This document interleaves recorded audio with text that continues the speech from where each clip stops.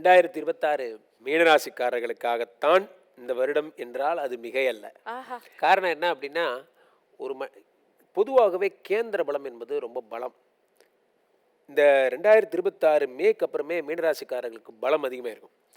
காரணம் என்னன்னா, குரு பகவான் 1 10 கூடியவர் 4ஆம் இடமாகப்பட்ட கேந்திரத்தில் வந்து அமர்ந்திருக்கிறார் சரி, மிதுனத்தில். சரி.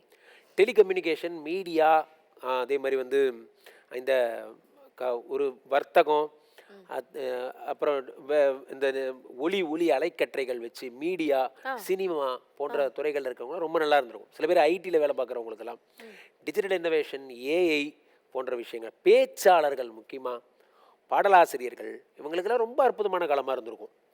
இப்போது இந்த 4ஆம் இடத்துல இருந்த குரு ஜூனுக்கு முன்னாடி வரைக்கும் ஆ. 4 தான் இருக்கார். 4ல் இருக்கிறவர் 4லேருந்து உங்களுடைய 8ஆம் இடத்தை பார்த்து ஆயுஷை முதல்ல காபந்து பண்ணி காப்பாற்றுறாரு. ஸ்ட்ராங் ஆக்கிடுறாரு. மீனராசிக்காரர்களுக்கெல்லாம் ஓகே. ஆயுசு தான் பெரிய ப்ராப்ளம். காரணம் என்னென்னா, 2024 எனும் சுனாமி என்ன பண்ணுச்சு அப்படின்னா, உங்களுடைய உடம்புல ராகு வந்தார். இப்போ கும்பத்துக்கு என்ன நடக்குதோ அதே தான் அப்போ நடந்தது மீனத்துக்கு. சரி. இது மேபி கும்பத்துக்கு ஒரு காஷன் இதெல்லாம். ஆ, அப்போது ராசியில் ராகு வரும்போது எண்ணங்கள் தடுமாறி தவறான பழக்கங்கள் போன்ற விஷயங்கள்லாம் மாட்டிக்கிட்டு அதுலேருந்து ஜெயிச்சு வந்தவங்க நிறைய பேர். காரணம், அந்த ராசியில் சனி பகவான் ராகு இருக்கும்போது கெடுத்தார். அப்போ 8ஆம் இடத்தை குரு பார்த்து போனதை திருப்பி பிடிச்சி கொண்டாந்தார்.